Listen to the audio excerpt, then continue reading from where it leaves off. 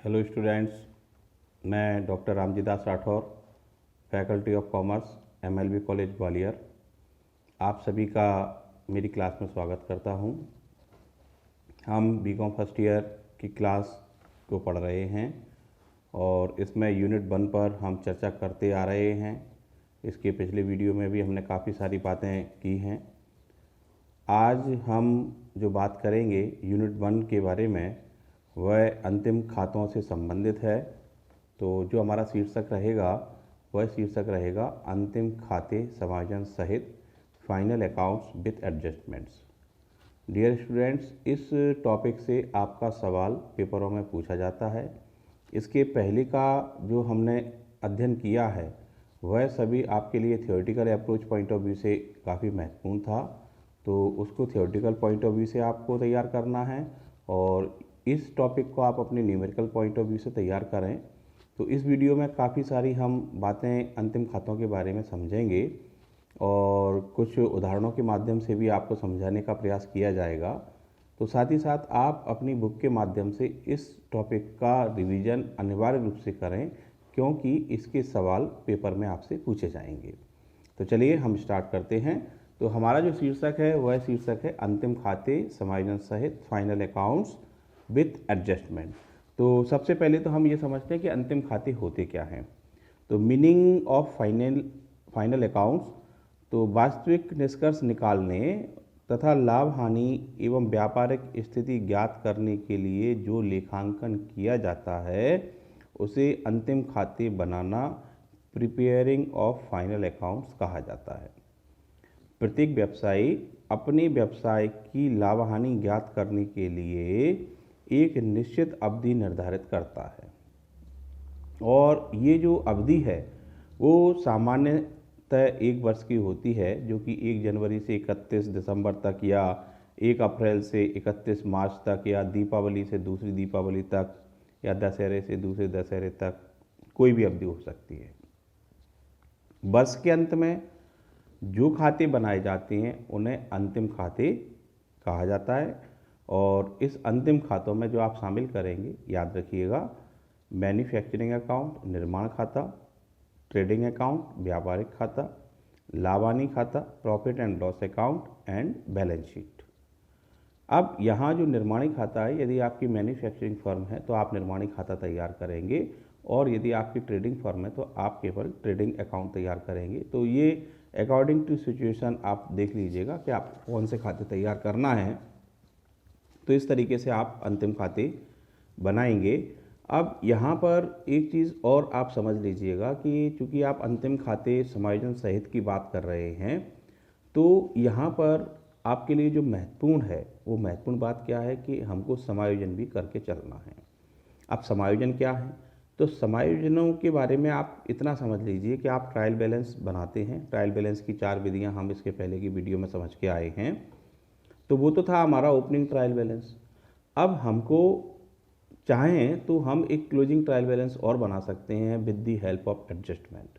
तो जितने समायोजन हमको ट्रायल बैलेंस के बाद के दिए गए हैं, closing stock, depreciation, provision for bad dates etcetera, तो उनको एडजस्ट करते हुए कि वो संबंधित किस आइटम से रिलेटेड हैं, उनको कहाँ प्लस करना है, कहाँ माइनस करना है, तो उसके आधार पर आप एक अंतिम तलपट फाइनल ट्रायल बैलेंस तैयार कर सकते हैं और उसके बाद आप अंतिम खाते तैयार कर सकते हैं। ये तो थी टेक्निकल बात, लेकिन प्रैक्टिस में हम क्या करते हैं कि हम डायरेक्ट ट्रायल बैलेंस और एडजस्टमेंट के आधार पर सीधे अंतिम खाते तैयार करते हैं। क्योंकि हमारा इसमें समय बच जाता है, तो वो प्रोसेसिंग हम क्लोजिंग ट्रायल बैलेंस का फॉलो ना करते हुए हम डायरेक्ट क्या करते हैं कि trading, profit and loss account और balance sheet with the help of adjustment उसको हम बनाना चालू कर देते हैं। तो ये सारा काम किस तरीके से होता है, तो चलिए अब उसको समझते हैं। तो जैसा कि आपकी स्क्रीन पर अब जो है वह आपको दिया हुआ है कि आपका जो ट्रेडिंग अकाउंट है वो ट्रेडिंग अकाउंट का फॉर्मेट किस टाइप का होता है। तो अभी आपके सामने स्क्रीन पर हिंदी में एक प्रोफार्मा दिया गया है। टाइटल लिखा हुआ है व्यापारिक खाता और उसके बाद समाप्त होने वाले वर्ष के लिए 31 मार्च या 31 दिसंबर जो भी आपका है। तो इसमें जो आपको लिखना है ट्रेडिंग अकाउंट में, तो ट्रेडिंग अकाउंट में आप लिख रहे हैं प्रारंभिक रहतिया, क्रय माइनस क्रय वापसी, मजदूरी, भाड़ा, ईंधन, मोटिव पावर, आयात कर, माल छुड़ाने का व्यय, डाक व्यय। तो ये सारी की सारी चीज़ें आपने कहाँ लिखी हैं? डेबिट साइड में लिखी हैं। और क्रेडिट साइड में आपने क्या लिखा? बिक्री में से विक्रय वापसी घटाई और अंतिम रहती है आपने लिखा क्लोजिंग स्टॉक आपने लिखा।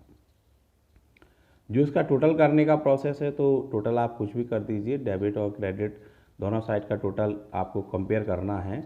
यदि आपका बैलेंस डेबिट साइड बचता है तो आपके लिए कहलाएगा सकल लाभ, और यदि क्रेडिट साइड आपका बचता है तो वो आपके लिए कहलाएगी सकल हानि, ग्रॉस प्रॉफिट अथवा ग्रॉस लॉस। और इसको यदि हम इंग्लिश फॉर्मेट में समझे तो इंग्लिश फॉर्मेट जो आपके दिया हुआ है ट्रेडिंग अकाउंट का, तो आप देख रहे हैं कि ट्रेडिंग अकाउंट आपने लिखा, then opening stock, purchase minus purchase return, बाकी सभी आपने क्या डायरेक्ट एक्सपेंसेस आपने लिखे रिलेटेड टू मैन्युफैक्चरिंग एक्सपेंसेस, आप सभी के सभी डेबिट साइड में लिखेंगे। और क्रेडिट साइड में आपने सेल्स माइनस सेल्स रिटर्न लिखा, क्लोजिंग स्टॉक लिखा, देन टोटल कंपेयर आप कर रहे हैं। तो आपके पास ग्रॉस प्रॉफिट अथवा ग्रॉस लॉस दोनों एक साथ नहीं हो सकते हैं, दोनों में से एक होगा, याद रखिए। और ये हो सकता है कि बाई चांस आपका there is no gross profit no loss, बराबर टोटल हो सकता है, लेकिन दोनों एक साथ नहीं होंगे, दोनों में से एक होगा। ठीक है, तो ये बात थी आपके ट्रेडिंग अकाउंट के प्रो फार्मा के बारे में। और जैसा कि मैंने आपको बताया था कि यदि आपकी मैन्युफैक्चरिंग फर्म है तो आपको पहले ट्रेडिंग अकाउंट के पहले मैन्युफैक्चरिंग अकाउंट अलग से बनाना पड़ सकता है, अथवा ट्रेडिंग अकाउंट में ही एक छोटा सा पोर्शन मैन्युफैक्चरिंग अकाउंट का आप क्रिएट कर सकते हैं। तो अकॉर्डिंग टू क्वेश्चन आप उसको डील कीजिएगा जैसे भी आपके सामने परिस्थिति हो। इसके बाद जो हम बात कर रहे हैं कि जो आपके इनडायरेक्ट एक्सपेंसेस हैं, अभी मैंने एक शब्द यूज किया था कि जिस समय आप ट्रेडिंग अकाउंट का प्रो फार्मा देख रहे थे तो मैंने आपसे कहा था कि ट्रेडिंग अकाउंट में डायरेक्ट एक्सपेंसेस आप लिखेंगे। तो इसका मतलब एक्सपेंसेस दो प्रकार के हुए, डायरेक्ट और इनडायरेक्ट। तो जहां आपके एक्सपेंसेस दो प्रकार के हैं तो डायरेक्ट एक्सपेंसेस को आपने कहाँ लिख दिए? ट्रेडिंग अकाउंट में। तो इनडायरेक्ट एक्सपेंसेस को कहाँ लिखेंगे? तो इनडायरेक्ट एक्सपेंसेस को आपको लिखना है प्रॉफिट एंड लॉस अकाउंट में। तो इनडायरेक्ट एक्सपेंसेस और लॉसेस जो भी आपके सामने हैं तो वो एक चार्ट के माध्यम से आपको बताए गए हैं, स्क्रीन पर थोड़ा सा ध्यान से देखें। तो स्क्रीन पर आपको दिया गया है कि लाभानी खाते के डेबिट पक्ष में जितने भी आपके एक्सपेंसेस हैं इनडायरेक्ट और लॉसेस हैं उनको आप लिखेंगे। तो इसकी हमने चार कैटेगरी डिवाइड की हुई हैं। क्या? पहला है आपके वित्तीय एक्सपेंसेस, फाइनेंशियल एक्सपेंसेस। दूसरे हैं आपके मैनेजमेंट एक्सपेंसेस, प्रबंध के व्यय। तीसरा है आपका बिक्री और वितरण के व्यय, सेल्स एंड डिस्ट्रीब्यूशन एक्सपेंसेस। और इन तीन के अलावा जो अलग एक्सपेंसेस आपके पास बचे तो वो आपके अदर एक्सपेंसेस हो गए। तो जो आपके फाइनेंशियल एक्सपेंसेस हैं तो वो ऋण पर ब्याज है, दी गई कटौती है, पूंजी पर ब्याज, इंटरेस्ट ऑन कैपिटल, अप्राप्य एवं अशुद्ध ऋण है आपके पास, बिल बिठाने की कटौती है, बैंक व्यय है। तो जो रिलेटेड टू फाइनेंस आपके फाइनेंस एक्सपेंसेस, और रिलेटेड टू मैनेजमेंट वो मैनेजमेंट एक्सपेंसेस रहेंगे, जैसे कर्मचारियों का वेतन, printing stationery, office rent, postage and telegram, office की लाइट, ट्रेड एक्सपेंसेस। अब यहाँ ध्यान देना, ट्रेड एक्सपेंसेस हैं ये आपके मैनेजमेंट एक्सपेंसेस होते हैं, ना कि व्यापार खाते में लिखेंगे आप इसको। Audit fees, director fees, office संचालन का एक्सपेंसेस, इंश्योरेंस और टैक्स, अस्तबल व्यय, मरम्मत है आपका, और दुकान किराया है, साधारण व्यय है, कानूनी व्यय है। तो ये सब आपके प्रबंध के व्यय हैं।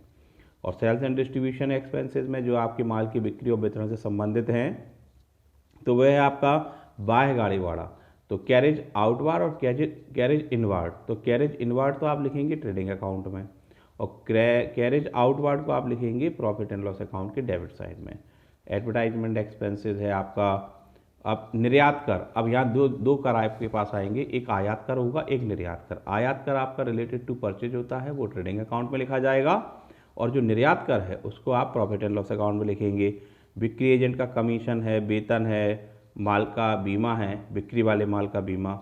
तो देखिए कैटेगरी बनाई है, पैकिंग व्यय है, विक्रेताओं की यात्रा भाड़े हैं, माल पहुंचाने वाली मोटर का गाड़ी व्यय, बिक्री पर भाड़ा, बिक्री कर, प्रतिनिधियों का पारिश्रमिक, बैड डेट्स, निर्यात कर। तो ये आपको लिखना है। और अदर एक्सपेंसेस हैं आपके, ह्रास है, डेप्रिसिएशन, मरम्मत और अन्य कोई भी आपकी हानियाँ हैं तो वह सब की सब आपके अप्रत्यक्ष व्यय और हानियाँ लाभ हानि खाते के डेबिट पक्ष में लिखे जाएंगे। अब इस चीज़ को हम यदि प्रोफार्मा वाइज समझें तो ये हमारे सामने एक प्रोफार्मा दिया गया है, format of profit and loss account. तो प्रॉफिट एंड लॉस अकाउंट के डेबिट में आप देख रहे हैं कि डेबिट में सबसे ऊपर लिखा है ग्रॉस लॉस, और क्रेडिट में लिखा है बाई ग्रॉस प्रॉफिट। तो यहाँ से स्टार्ट होगा आपका तो ग्रॉस लॉस आपने लिखा। उसके बाद आपके जितने भी इनडायरेक्ट एक्सपेंसेस हैं, या ऐसे समझ लीजिए कि जिन एक्सपेंसेस को आप ट्रेडिंग अकाउंट में लिखे आए हैं उनको छोड़ दीजिए, बाकी के एक्सपेंसेस और लॉसेस को आप डेबिट साइड में लिखेंगे। तो ये आपको लिखा हुआ है, salary, rent, printing expenses, postage, insurance, office light, repair, depreciation, audit fees, bank charges, legal charges, discount allowed, carriage outward, flight outward, advertisement, bad debts, entertainment expenses, traveling expenses, interest on loan, interest on capital, sales promotion expenses, loss by theft, loss by fire, packing expenses और miscellaneous expenses। और यदि income की बात करें तो जो छोटी मोटी आपको इनकम मिल रही है वो आप क्रेडिट साइड में लिखेंगे। Interest received, rent received, commission received, ये आपको इनकम के रूप में मिलता है। और discount received, profit on sale of investment, profit on sale of assets, तो ये सब आपको क्रेडिट साइड में लिखना है। और मिसलेनियस इनकम। आफ्टर दैट आप इसको कंपेयर करेंगे आप उसमें। तो अगेन आप कंपेयर कर रहे हैं तो डेबिट साइड और क्रेडिट साइड का आप टोटल रफ करके देख लीजिएगा। जो टोटल हायर उसको आप पहले लगाएं। यदि डेबिट साइड बैलेंस बचेगा तो नेट प्रॉफिट आएगा, net profit transfer to capital account. और यदि क्रेडिट साइड बैलेंस बच रहा है तो वो नेट लॉस लिखा जाएगा, net loss transfer to capital account. तो इस तरीके से आपको ट्रेडिंग और प्रॉफिट एंड लॉस अकाउंट को तैयार करना है। और आफ्टर दैट हमको बैलेंस शीट तैयार करना है, चिट्ठा। तो बैलेंस शीट का आपके सामने जो फॉर्मेट दिया हुआ है, तो लाइबिलिटी अमाउंट, एसेट्स अमाउंट आपको इस तरीके से लिखना है। और लाइबिलिटी साइड आप देख रहे हैं तो इसके दो ऑर्डर आपके पास रहेंगे, या तो लिक्विडिटी या फिक्स्ड। तो इस तरीके से आप उसको यूज कीजिएगा।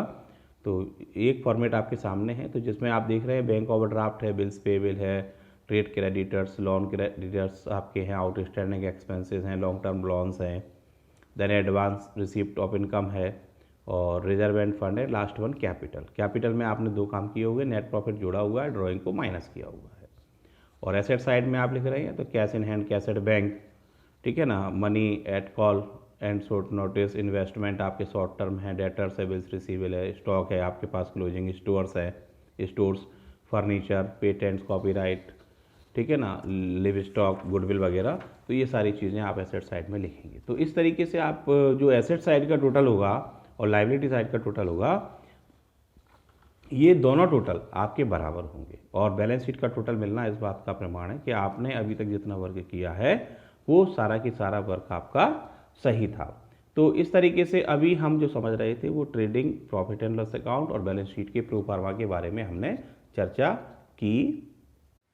डियर स्टूडेंट, अब जिस बिंदु पर हम बात कर रहे हैं वह हमारे लिए काफ़ी महत्वपूर्ण है। और हमारा जो टॉपिक है वो है समायोजनाओं के लेखे व्यापारिक एवं लावानी खाते तथा चिट्ठे में एक दृष्टि में किस तरीके से आप इसको करेंगे। तो इसको आप याद रखिएगा।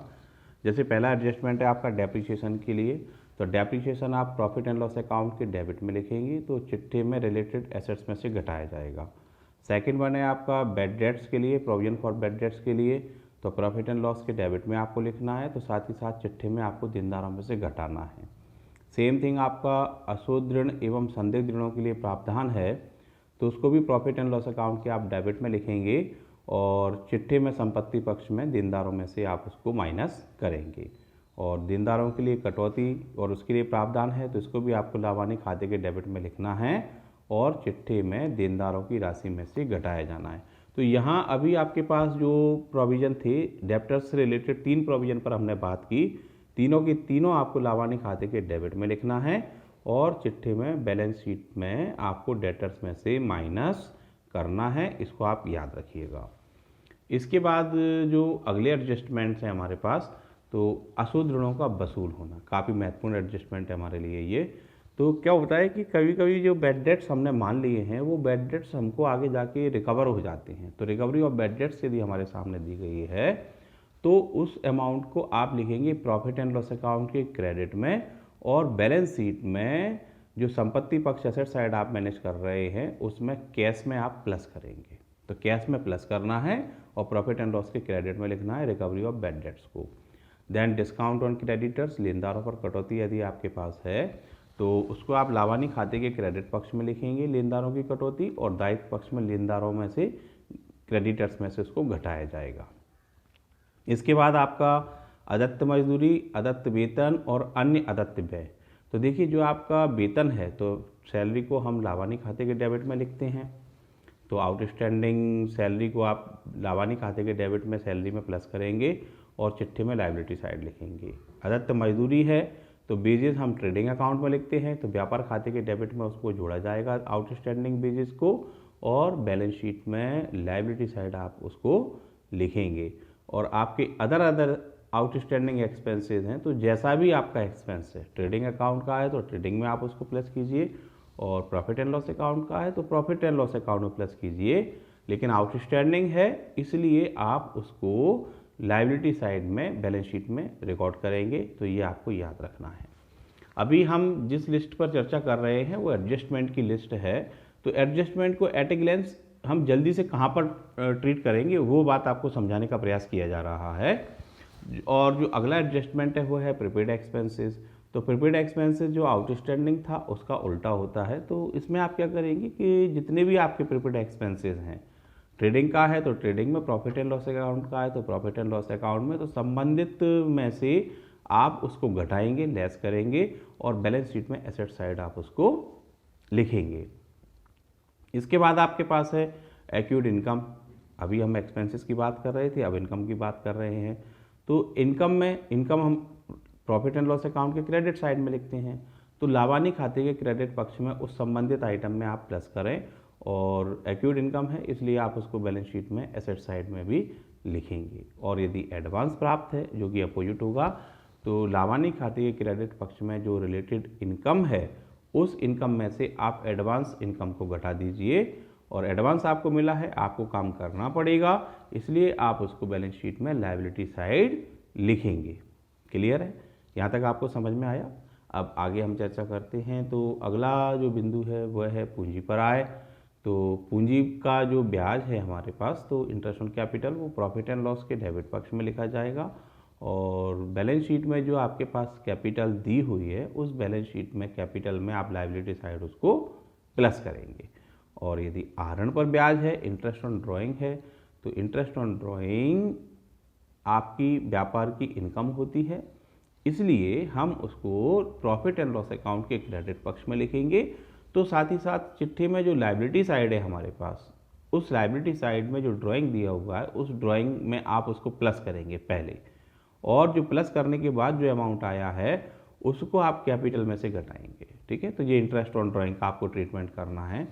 और यदि आपको कोई डिफर्ड रेवेन्यू एक्सपेंसेस दिया हुआ है स्थगित आयगत व्यय, तो उसमें आप क्या करेंगे कि जितना आपको पोर्शन इस वर्ष राइट ऑफ करना है उसको तो आप लाभानी खाते के डेबिट पक्ष में लिखेंगे, और जो पोर्शन आपके पास शेष बचा हुआ है तो उसको आप लिखेंगे चिट्ठे के एसेट साइड। जैसे इसको आप ऐसे समझिए कि कभी कभी क्या होता है, हम एक्सपेंसेस ऑन एडवर्टाइजमेंट काफ़ी ज़्यादा करते हैं, तो जो बल्क क्वांटिटी एडवर्टाइजमेंट आपने किया है तो उसका बेनिफिट आपको लॉन्ग टर्म में भी मिलने वाला है, तो उसका एक पोर्शन तो आप करंट ईयर के प्रॉफिट एंड लॉस अकाउंट के डेबिट में लिखेंगे, और रिमेनिंग पोर्शन को आप बैलेंस शीट में एसेट साइड लिखेंगे। तो ये था हमारा स्थगित आयगत व्यय। देन अंतिम रहतिया, सभी सवालों में आपको मिलेगा ये लगभग। तो क्लोजिंग स्टॉक को आप कहाँ लिखेंगे? तो क्लोजिंग स्टॉक को आपको लिखना है ट्रेडिंग अकाउंट के क्रेडिट साइड में, और बैलेंस शीट में आप एसेट साइड में आप इसको रिकॉर्ड करके चलेंगे। इसके बाद है आपके लिए हुए ऋणों पर ब्याज। आपने कोई लोन लिया है और उस पर आपको ब्याज देना है, इंटरेस्ट ड्यू है, तो एक्सपेंसेस है आपके लिए, तो लाभानी खाते के डेबिट में आप लिखेंगे। तो साथ ही साथ आप उसको बैलेंस शीट में लायबिलिटी साइड लिखेंगे लोन के साथ, लोन में उस इंटरेस्ट को आप जोड़ दीजिएगा। और जो नेक्स्ट एडजस्टमेंट है काफ़ी महत्वपूर्ण है आपके लिए, और वो दिया गया है कि यदि आपने पर्सनल यूज के लिए माल निकाला है व्यापार से तो क्या करेंगे।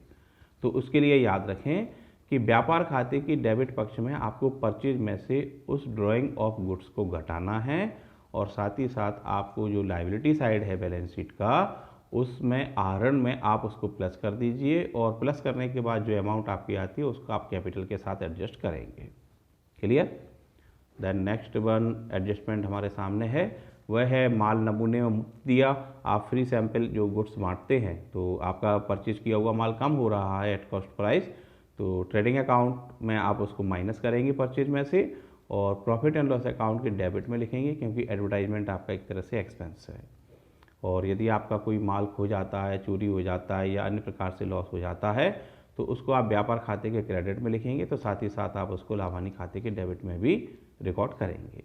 और यदि माल का बीमा है और बीमा कंपनी से आपको प्राप्त राशि हो रही है तो व्यापार खाते की क्रेडिट में नष्ट हुए माल के मूल्य में से बीमा कंपनी से प्राप्त राशि घटाई जाती है। और बीमा कंपनी से प्राप्त राशि चिट्ठे प्राप्य राशि की बात हो रही है, रिसीवेबल नॉट रिसीवेबल। तो प्राप्त राशि जो आपके पास शेष बची है उसको आप चिट्ठे के संपत्ति पक्ष की ओर लिखेंगे। तो इस तरीके से आपको माल का यदि बीमा है तो उसकी आप मैनेजमेंट करेंगे। देन यदि आपका एजेंट का कमीशन है प्रबंधकर्ता का तो उसको आप लाभानी खाते के डेबिट में लिखेंगे और चिट्ठे के आपको लायबिलिटी साइड में उसको लिख करके चलना है। और इसके बाद जो आगे आपको एडजस्टमेंट दिया गया है तो वह है देनदारों से प्राप्य विपत्र। तो क्या होता है कि आपके जो डेटर्स हैं तो डेटर्स जनरली आपको पैसा देंगे, लेकिन वो क्या करते हैं कि पैसा देने के स्थान पर आपको एक्सेप्टेंस दे देते हैं। प्राप्य विपत्र जो आपको मिल रहा है देनदारों से मिल रहा है, एसेट्स का एसेट्स में ही एडजस्टमेंट आपके लिए दिया गया है।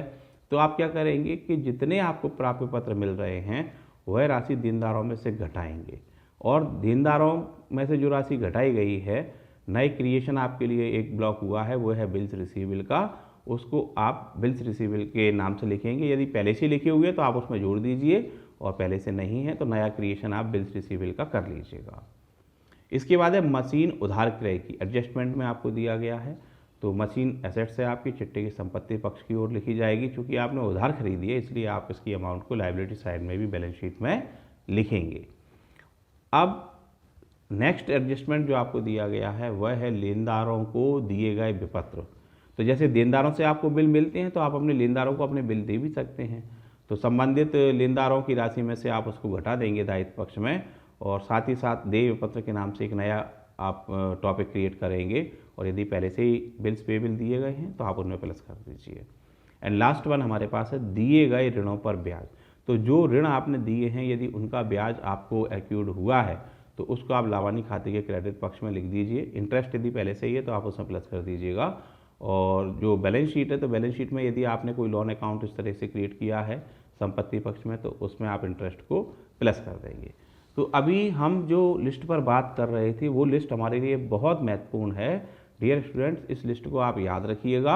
यदि यह लिस्ट आपको याद है कि किस एडजस्टमेंट को किस जगह लिखना है और आपको प्रोफार्मा समझ में आ चुके हैं कि trading profit and loss account और बैलेंस शीट में क्या क्या लिखा जाता है, तो आप यकीन मानिए आपको इस टॉपिक के सवाल करने में मैक्सिमम 5 से 7 मिनट का समय लगेगा, और आसानी से आप अपना सवाल पेपर में भी अटेम्प्ट कर सकते हैं। थोड़ी सी इसमें आपको प्रैक्टिस करनी पड़ेगी। तो अगेन मैं आपको सजेशन दूंगा कि आप इसके फॉर्मेट को नोट करें, इनके एडजस्टमेंट की लिस्ट को याद रखें और थोड़ी सी आप प्रैक्टिस करें तो आप आसानी से इस टॉपिक के सवालों को समझ सकेंगे। इसके बाद हम अब जो बात कर रहे हैं वो हमारे सामने स्क्रीन पर एक सवाल दिया हुआ है। तो चलिए इस सवाल को समझते हैं, इसमें क्या दिया गया है। तो जैसा कि आप स्क्रीन पर देख पा रहे हैं आपके सामने एक सवाल है, तो उस सम को मैं समझा देता हूँ उसमें क्या क्या आपके पास दिया गया है। तो कुछ आइटम हमारे सामने हैं तो इन सवालों को आइटम को समझते हैं। तो हमारे पास ओपनिंग स्टॉक है, परचेज है, purchase return, sales, carriage inward, wages, rent and tax, trade expenses, discount और discount on purchase, commission, salary, legal expenses, audit fees, bank charges, sales tax, interest on drawing और interest from investment और repair and renewals. ये सारे आपके expenses आपके दिए गए हैं। क्योंकि ट्रायल बैलेंस आपके साथ में है तो ट्रायल बैलेंस के बेस पर अब हमको बनाना है इसका trading and profit and loss account. तो वो किस तरीके से क्रिएट किया गया है तो वो आप स्क्रीन पर देख रहे हैं। तो देखिए trading and profit and loss account पूरा आप टाइटल डालेंगे। उसके बाद फॉर द ईयर एंडेड 31 मार्च आपको ईयर लिखना है। आफ्टर दैट आप ट्रेडिंग अकाउंट से स्टार्ट करेंगे। ट्रेडिंग अकाउंट की जो स्टार्टिंग हमारी होती है ओपनिंग स्टॉक से होती है। तो 2 ओपनिंग स्टॉक आपने लिखा जो आपको दिया गया था। उसके बाद आपने परचेज लिखा, परचेज में से परचेज रिटर्न को आपने माइनस किया है। क्लियर। परचेज रिटर्न को माइनस करने के बाद फिर आपने क्या किया हुआ है, आपके वेजेस दी हुई हैं तो वेजेस को आप लिखेंगे, कैरेज इनवार्ड को आप लिखेंगे। तो ये आपके एक्सपेंसेस कौन से थे, ये थे आपके डायरेक्ट एक्सपेंसेस। तो ऑल डायरेक्ट एक्सपेंसेस आपको ट्रेडिंग अकाउंट के डेबिट में लिखना है, जैसा कि हमने प्रो फार्मा में समझा था। क्रेडिट साइड में हम लिखेंगे सेल्स, जो कि ट्रायल बैलेंस के क्रेडिट साइड में हमको दी गई है। तो सेल्स हमने लिखा और उसके बाद सेल्स रिटर्न माइनस किया हुआ है, और ट्रायल बैलेंस के लास्ट में लिखा है क्लोजिंग स्टॉक। ये हमारा एडजस्टमेंट है एक, तो उसको क्लोजिंग स्टॉक को हमने क्रेडिट साइड में लिखा है। देन डिफरेंस हमने किया, और डिफरेंस हमारे पास जो निकल के आया है वह हमारे लिए कहलाएगा ग्रॉस प्रॉफिट। तो इस तरीके से हमने इस पर चर्चा की। देन इसके बाद अगला पार्ट जो हमारे पास है, तो ग्रॉस प्रॉफिट सीडी हमने लिखा हुआ है। उसके बाद क्रॉस में आप उसको ग्रॉस प्रॉफिट बीडी करेंगे, तो आप स्क्रीन पर देख भी पा रहे हैं, थोड़ा सा पेन से मैं आपको टिक मार्क कर दूं, तो ये ग्रॉस प्रॉफिट बीडी आपने लिखा हुआ है। और इसके बाद ट्रायल बैलेंस के क्रेडिट साइड में से ही आप इनकम के आइटम को छांटिए। तो इनकम आपके पास दी गई है, 3 इनकम आपके पास हैं, वो है discount on purchase, interest on investment और इंटरेस्ट ऑन ड्राइंग। तो ये तीनों की तीनों आपने क्रेडिट में लिख दी। अब डेबिट साइड में जो आइटम आप ट्रायल बैलेंस से ट्रेडिंग अकाउंट में ट्रांसफ़र कर चुके हैं उनको छोड़ दीजिए। बाकी के जो आपके एक्सपेंसेस दिए गए हैं, इसमें सभी एक्सपेंसेस आपको दिए गए हैं, तो उन सारे एक्सपेंसेस को आप डेबिट साइड में लिखेंगे। तो डेबिट साइड में salary, discount, commission, legal expenses, audit fees, bank charges, sales tax, repair and renewables और रेंट एंड रेट्स और ट्रेड एक्सपेंसेस आपने लिखे हुए हैं। आफ्टर दैट आप कंपेयर करेंगे तो क्रेडिट साइड का टोटल ज़्यादा है, और उसमें से जो बैलेंस आपके पास बच रहा है वो 20,900 रुपये आपका बच रहा है। तो इसको हम कहेंगे नेट प्रॉफिट, और net profit transfer to capital account, और इसको आपको कैपिटल अकाउंट में ट्रांसफ़र करना है। अभी जो उदाहरण आपके सामने था वो था आपका trading and profit and loss account के लिए। मैं अगेन आपको समझाना चाहूँगा कि ट्रायल बैलेंस की मदद से जब आप trading and profit and loss account और बैलेंस शीट बनाएंगे, तो एक बात आप याद रखें कि ट्रायल बैलेंस के डेबिट के जो आइटम हैं डेबिट साइड की, तो वो आइटम या तो आप ट्रेडिंग अकाउंट में लिखेंगे, प्रॉफिट एंड लॉस अकाउंट में लिखेंगे, और जो शेष बचेगा वो सभी की सभी आपकी एसेट्स होंगी। तो ये थोड़ा सा आप उसको समझ लीजिएगा। और ट्रायल बैलेंस के क्रेडिट साइड के जो आइटम है उनको आप कहाँ लिखेंगे, तो आप उनको लिखेंगे trading profit and loss account के क्रेडिट में, और उसके बाद आप प्रॉफिट एंड लॉस अकाउंट के क्रेडिट में लिखेंगे, और जो शेष बचेगा उसको आप कहाँ लिखेंगे, बैलेंस शीट में लायबिलिटी साइड। तो इस तरीके से हमको trading and profit and loss account बनाना है। अभी जो trading profit and loss account आपके सामने स्क्रीन पर था, तो वो था विदाउट एडजस्टमेंट। केवल आपको फॉर्मेट के अकॉर्डिंगली थोड़ा सा आप फॉर्मेट को आप पढ़िए, बुक की सहायता से भी आप पढ़ें, क्योंकि वीडियो आपको केवल एक डायरेक्शन दे रहा है, उसके साथ साथ आपको अपनी बुक को भी पढ़ना है, जिससे आपको समझने में सुविधा रहेगी। और उस प्रो फार्मा को बनाइए, लिस्ट को पढ़िए, कौन कौन से आइटम आपको लिखना है, तो आसानी से आपको 1-2 बार प्रो फार्मा बनाने पर ये याद हो जाएंगे। तो ये बात थी आपकी एक सम के माध्यम से जो अभी हमने समझी। इसके बाद हम अगले बिंदु पर चर्चा करते हैं।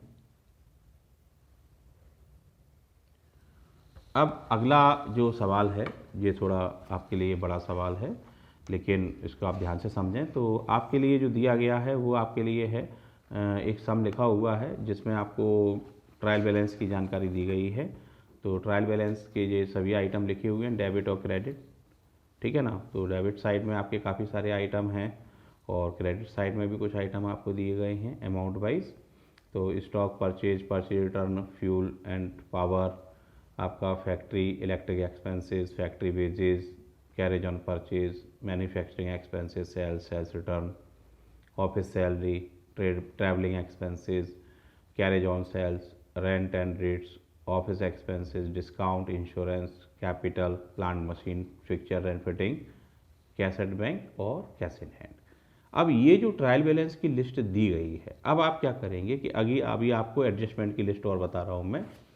तो जो रिलेटेड एडजस्टमेंट आपको दिए जाएंगे, तो ट्रायल बैलेंस की लिस्ट में आप उन एडजस्टमेंट से संबंधित टिक मार्क कर लीजिए कि ये एडजस्टमेंट उसमें दिया गया है और उसको आपको डील करना है।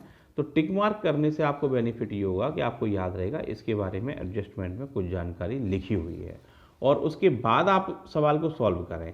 तो आगे आपको सवाल के कुछ आइटम और दिए गए हैं, डेटर्स हैं, ड्राइंग्स हैं, क्रेडिटर्स हैं और बिल्स पेबल हैं, और इसके बाद आपको एडजस्टमेंट लिखे गए हैं। तो एडजस्टमेंट में आप देख रहे हैं कि 31 मार्च को क्लोजिंग स्टॉक दिया है, प्लांट मशीन पर आपको ह्रास काटना है, फिक्चर्स पर ह्रास काटना है, और जो डेटर्स हैं उन पर 2.5% आपको प्रोविजन फॉर बैड डेट्स करना है, रेंट आपका रेंट और टैक्स आउटस्टैंडिंग है, इंश्योरेंस आपने प्रीपेड दिया हुआ है, वेतन मजदूरी के वेतन के देने हैं 1600 रुपये और वेजेस मजदूरी के देने हैं 700 रुपये। तो ये आपको एडजस्टमेंट दिए गए हैं।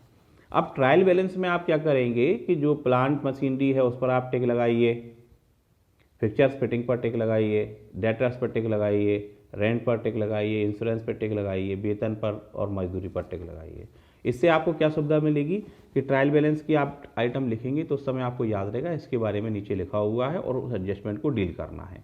एडजस्टमेंट कैसे डील करते हैं तो अभी हमने लिस्ट में समझा था कि आउटस्टैंडिंग एक्सपेंसेस को प्लस करना है, प्रीपेड को माइनस करना है, ठीक है, और साथ ही साथ उसको लायबिलिटी एसेट साइड में लिखना है, क्लोजिंग स्टॉक को डील करना है, ह्रास को आपको संबंधित एसेट्स में से माइनस करना है, तो साथ ही साथ प्रॉफिट एंड लॉस अकाउंट के डेबिट साइड में लिखना है। प्रोविजन फॉर बैड डेट्स है तो बैड डेट्स डेटर्स में से माइनस करना है, तो साथ ही साथ आपको प्रॉफिट एंड लॉस अकाउंट के डेबिट में लिखना है। तो ये सारी बातों को आप माइंड में रखते हुए जब सवाल को सॉल्व करेंगे तो सवाल किस तरीके से सॉल्व करना है चलिए इसको देखते हैं। तो आपकी स्क्रीन पर सवाल सॉल्व दिया गया है, तो इसको ज़रा ध्यान से आप देखें। तो आपके पास वही टाइटल बार लिखा है trading and profit and loss account. तो trading and profit and loss account का जो प्रोफार्मा है उस फॉर्मेट के अनुसार आप उसको बनाते जाइए। अब आपके सामने दो अप्रोच हैं सवाल करने की। एक तो मैनुअली आप सवाल करें कि पहले ट्रेडिंग अकाउंट के आइटम छांटिए, फिर प्रॉफिट एंड लॉस अकाउंट के आइटम छांटिए, फिर उसके बाद बैलेंस शीट के आइटमों को सिलेक्ट करके आप लिखिए, एक तरीका। सेकंड वन स्टैंडर्ड तरीका क्या है कि आप तीनों प्रोफार्मा एक साथ बना लीजिए, ठीक है। लेफ्ट हैंड साइड पर आप trading profit and loss account के लिए कॉलम तैयार कर लें और राइट हैंड साइड पर आप बैलेंस शीट का फॉर्मेट तैयार कर लें। और उसके बाद चूंकि आपने टिक मार्क किया हुआ है, ट्रायल बैलेंस का एक आइटम उठाइए। तो पहले आइटम से आप स्टार्ट करें और उस आइटम के बारे में आपको पता होना चाहिए कि वो कहाँ जाना है। जैसे कि आपको ओपनिंग स्टॉक लिखा है सबसे पहले, तो ओपनिंग स्टॉक आपको पता है ट्रेडिंग अकाउंट के डेबिट में लिखते हैं, तो आपने उसको लिख दिया ट्रेडिंग अकाउंट के डेबिट में। देन इसके बाद आपको लिखा है परचेज, तो ये आपको पता है कहाँ लिखते हैं, आपने डेबिट साइड में परचेज लिखा। अब आपको जानकारी है कि परचेज में से परचेज रिटर्न को माइनस करते हैं, तो आप परचेज रिटर्न को माइनस करने के लिए स्पेस छोड़ दीजिए, अथवा दिया है तत्काल तो उसको माइनस कर दीजिए। आफ्टर दैट सेल्स अमाउंट को बाहर निकाल दीजिए। इसके बाद आपको दिया गया है factory fuel and power, factory electric expenses, तो ये आपके बाद के एक्सपेंसेस। इसके पहले हम वेजेस लिख देंगे, चाहे तो आप पहले लिख सकते हैं, कोई प्रॉब्लम नहीं है उसमें। तो लेकिन वेजेस के बारे में आपको एडजस्टमेंट दिया गया है, क्योंकि आपने टिक लगाया ना तो आपको याद रहेगा। तो वेजेस का जो एडजस्टमेंट है आउटस्टैंडिंग, उसको आप वेजेस में प्लस कर दीजिए और इस एडजस्टमेंट को तत्काल आप बैलेंस शीट में भी थ्रू कर सकते हैं, ठीक है ना। तो उसको आप लाइबिलिटी साइड में लिख देंगे। देन कैरेज ऑन परचेज आपको दिया गया है और मैन्युफैक्चरिंग एक्सपेंसेस, तो ये एक्सपेंसेस आपने लिखे। देन क्रेडिट साइड में आपने लिखा सेल्स, सेल्स में से सेल्स रिटर्न को माइनस किया। क्लोजिंग स्टॉक आपका लास्ट एडजस्टमेंट है तो उसको आपने लिखा। इस तरीके से आप मैनुअली बना करके इसको ट्रेडिंग अकाउंट से ग्रॉस प्रॉफिट फाइंड आउट कर सकते हैं। और अथवा स्टैंडर्ड आपको बनाना है तो पहले पूरे आइटम्स को लिखते चले जाइए, एडजस्टमेंट करते चले जाइए और उसके बाद तीनों का एक साथ सीरियल वाइज टोटल लगाते जाएं, ठीक है। बहरहाल अभी हम समझते हैं। तो प्रॉफिट एंड लॉस अकाउंट में आपने सैलरी लिखा है, आउटस्टैंडिंग सैलरी है, उसमें आप प्लस करेंगे, टोटल बाहर निकालेंगे। ट्रैवलिंग एक्सपेंसेस कैरेज नॉर्मल है, रेंट रेट्स में आपको आउटस्टैंडिंग है उसको आपने प्लस करके बाहर निकाला है। इंश्योरेंस में प्रीपेड है, प्रीपेड को आपने माइनस किया हुआ है। अब जो डेप्रीशिएशन है, तो जितनी आपकी एसेट्स की वैल्यू दी गई है प्लांट मशीन और फिक्चर्स फिटिंग की, तो उस पर आपको रिलेटेड परसेंटेज का डेप्रीशिएशन निकालना है। उसको आप डेप्रीशिएशन ऑन करके लिखेंगे और साथ ही साथ आप उसको प्रॉफिट एंड लॉस अकाउंट के डेबिट में लिखेंगे इनर कॉलम में, जैसा कि ये स्क्रीन पर आप देख पा रहे हैं, ये लिखा हुआ है। तो थोड़ा सा इसको आप देख लीजिए, ये है आपके लिए, मैंने टिक लगा दिया। तो ये डेप्रीशिएशन आपने रिकॉर्ड किया हुआ है। Then provision for doubtful debts, तो डेटर्स की अमाउंट पर आप प्रोविजन फॉर डाउटफुल डेब्ट्स लिखेंगे। क्योंकि क्रेडिट साइड में कोई इनकम हमारे पास नहीं थी, तो जो बैलेंस निकलेगा वो हमारा net profit transfer to capital account, आप उसको लिखेंगे। तो ये तरीका आपके सामने है इसको करने के लिए। और इसके बाद जो आगे आप बैलेंस शीट तैयार करेंगे, तो ये बैलेंस शीट आपके फॉर्मेट पर दी गई है। तो बैलेंस शीट में आप देख रहे हैं bills payable, creditors, outstanding, rent rates, outstanding wages, salary, तो जितने आपके एडजस्टमेंट थे वो चीज़ें आपने यहाँ पर लिखी हुई हैं, ठीक है। कैपिटल आपने लिखा, नेट प्रॉफिट को आपको प्लस करना होगा, नेट लॉस को माइनस करना होगा, और जो ड्राइंग हमारे पास दिया होता है तो ड्राइंग को हम इसमें से माइनस करते हैं। एसेट साइड में आपने एसेट्स को लिखा है, cash in hand, cash at bank, prepaid, insurance आपका एडजस्टमेंट है। डेटर्स आपने लिखी, प्रोविजन फॉर बैड डेट्स काटा हुआ है। और क्लोजिंग स्टॉक ये भी आपका एडजस्टमेंट था, क्लोजिंग स्टॉक को हमने ट्रेडिंग में भी लिखा था, यहाँ भी लिखा हुआ है। देन फिक्चर्स एंड फिटिंग, इस पर डेप्रिसिएशन माइनस कीजिए, शेष राशि को आपको बाहर लिखना है। तो आप देख रहे हैं कि ये माइनस करने के बाद शेष राशि लिखी गई है। Same process plant and machine पर भी आपने माइनस करने के बाद राशि लिखी हुई है। और बैलेंस शीट का टोटल जैसा कि आप देख रहे हैं दोनों साइड टोटल बराबर आया है, और बैलेंस शीट का टोटल मिलना ही इस बात का प्रमाण है कि आपका पूरा काम सही है। तो थोड़ा सा आपको बुक के माध्यम से यहाँ पर चलना पड़ेगा सवाल करते समय। तो मैं आपको कहना चाहूँगा कि आप इसका प्रोफार्मा बनाइए, सिस्टमेटिक वे में आप उसको एक एक करके आगे बढ़ते चले जाएं, आपको ये सवाल करने में दिक्कत नहीं आएगी। इस टॉपिक में प्रॉब्लम आती है एडजस्टमेंट को करने में। तो एडजस्टमेंट के बारे में हमने लिस्ट को समझा है, उस लिस्ट के आधार पर हम आसानी से एडजस्टमेंट को कर सकते हैं। इसके बाद हम अगली स्लाइड की ओर चलते हैं। तो आगे आपको एक सवाल और दिया गया है, तो आप देख रहे हैं आपकी स्क्रीन पर सवाल है जिसमें आपको ट्रायल बैलेंस की जानकारी दी गई है जैसा कि इसके पहले के सवाल में था, और एडजस्टमेंट आपको लिखे गए हैं। तो इसको आप देखिए, ये ट्रायल बैलेंस है आपके सामने, कई सारे आइटम इसमें लिखे गए हैं और ये आपको एडजस्टमेंट दिए गए हैं। तो आपके पास लिखा हुआ है कि मशीनरी आपको दी गई है 5,000 रुपये की, सोल्ड किया है आपने 4,000 रुपये में, and credited to machinery account. Wages include 1,000 paid for machinery, erection charges, कुछ एक्स्ट्रा एडजस्टमेंट है आपके सामने। परचेज में इंक्लूड है कॉस्ट ऑफ स्कूटर 5,000 रुपये का, और प्रोप्राइटर ने अपने लिए यूज किया है 1,000 रुपये का माल जिसकी आपने एंट्री नहीं की, और डेटर्स में 500 रुपये इंक्लूड हैं which have been bad and provide 10% bad debts भी आपके लिए, और goods costing 5,000 destroyed by fire, and insurance claim के बारे में इन्होंने आपको जानकारी दी गई है। तो ये सारे एडजस्टमेंट आपको दिए गए हैं, थोड़े से स्टैंडर्ड एडजस्टमेंट हैं, बाद बाकी करने का तरीका तो सभी का एक जैसा ही रहेगा। और इसमें जो लास्ट एडजस्टमेंट प्रिंटिंग में नहीं आ पाया है, तो जो गुड्स आपके लिए 5,000 का डिस्ट्रॉय हुआ था उसमें 4,000 रुपये का क्लेम आपको मंजूर हुआ है, और क्लोजिंग स्टॉक आपके पास 12,000 है। इसको किस तरीके से आपको सॉल्व करना है, तो चलिए इसके लिए सॉल्व हम देखते हैं। तो ये आपने trading and profit and loss account बनाया हुआ है, ओपनिंग स्टॉक आपने लिखा, परचेज आपने लिखा, परचेज में से आपने माइनस किया हुआ जो चीज़ें आपकी इंक्लूड थी, क्या क्या था, एक तो स्कूटर इंक्लूड था, ड्राइंग इंक्लूड था आपके पास, और लॉस ऑफ गुड्स। ये तीनों की तीनों आपके other uses of purchase goods के हैं, एडजस्टमेंट में है, इसलिए आपने इसको परचेज में से माइनस किया है, शेष राशि को बाहर लिख देंगे। बेजेज में से जो आपके इरेक्शन चार्जेस हैं रिलेटेड टू मशीन उसको आप माइनस करेंगे, शेष बेजेज को बाहर लिखना है। सेल्स क्लोजिंग स्टॉक आपने लिखा, देन इसके बाद ग्रॉस प्रॉफिट निकाल देंगे। और जो सैलरी है हमारे पास, तो सैलरी में जो प्रोविडेंट फंड की बात थी आपके पास, पीएफ की बात थी, तो उसको आप प्लस कर देंगे 600 रुपीज़ का, तो जो कि आपको दिया गया है। तो इस तरीके से आप उसको लिखेंगे, ठीक है ना। और इसके बाद हम आगे बात करें अगली स्लाइड की ओर। तो रेंट है हमारे पास, आउटस्टैंडिंग एक्सपेंसेस उसमें प्लस करना है आपको, शेष टोटल बाहर लिख देंगे। इलेक्ट्रिक एक्सपेंसेस, ट्रेड एक्सपेंसेस, जो इंटरेस्ट ऑन लोन आपको दिया गया है 900 रुपये का, तो उसमें जो आपका आउटस्टैंडिंग आपके पास है तो उसको आप 100 को आप प्लस कर देंगे, ठीक है। इस तरीके से आपको उसको लिखना है इंटरेस्ट ऑन लोन को। देन कमीशन हमारे पास है, loss on goods by fire जो ऊपर हुआ था, loss on sale of machinery, machine आपने बेची हुई है, तो जो मशीन बेची है उस पर आपका जो लॉस हुआ है उसको आप लिखेंगे, क्योंकि 5,000 रुपये की मशीन थी आपके पास, पहला एडजस्टमेंट हमारे पास था, 4,000 में आपने उसको बेचा था, तो उसको आप माइनस कर दीजिएगा। तो रिमेनिंग आपके पास 1,000 लॉस। बैड डेट्स आपके पास जो दिए गए थे, तो बैड डेट्स आपके लिए थे 500 रुपीज़ के, तो 500 रुपये को आप पहले लिख दीजिएगा। Then provision for bad debts. अब यहाँ थोड़ा सा याद रखना है कि जो डेटर्स अमाउंट आपको दी जाएगी बैलेंस शीट में, उसमें से पहले बैड डेट्स को माइनस करेंगे, जो शेष बचेगा उस पर 10% आप निकालेंगे, अभी बैलेंस शीट में आपको बताया जाएगा। देन आफ्टर दैट आप डिफरेंस निकालेंगे, तो आपके पास ये नेट प्रॉफिट आ रहा है, net profit transfer to capital account. Then next slide जो हमारे पास है, तो बैलेंस शीट की स्लाइड दी गई है, तो उसमें आप देख रहे हैं कि क्रेडिटर्स हमने लिखे हैं, आउटस्टैंडिंग एक्सपेंसेस आपने लिखे हुए हैं, और लोन आपको दिया गया है वो आपने लिखा है, कैपिटल में नेट प्रॉफिट जोड़ा, ड्राइंग को माइनस किया। देन जो आपका इंश्योरेंस क्लेम का जो मैटर है, तो इंश्योरेंस क्लेम के बारे में चूँकि 4,000 रुपये का क्लेम आपके पास था, तो आपका जो माल नष्ट हुआ था वो 5,000 का था, तो उसमें से आप उसको माइनस करने के बाद वो तो प्रॉफिट एंड लॉस में ले गए थे आप, और 4,000 रुपये का क्लेम आपको मिलना है, तो वो बैंक अकाउंट आपने लिखा हुआ है 4,000 का। और जो डेटर्स के बारे में मैंने आपको कहा था कि डेटर्स में से पहले आप बैड डेट्स माइनस करेंगे, तो आप देख रहे हैं स्क्रीन पर पहले बैड डेट्स माइनस किया हुआ है। आफ्टर दैट जो शेष बचा है उस पर आपने प्रोविजन लगाया हुआ है, तो प्रोविजन फॉर बैड डेट्स आप देख रहे हैं कि ये प्रोविजन फॉर बैड डेट्स आपने इस तरीके से 1,000 को 10% मानते हुए माइनस किया हुआ है।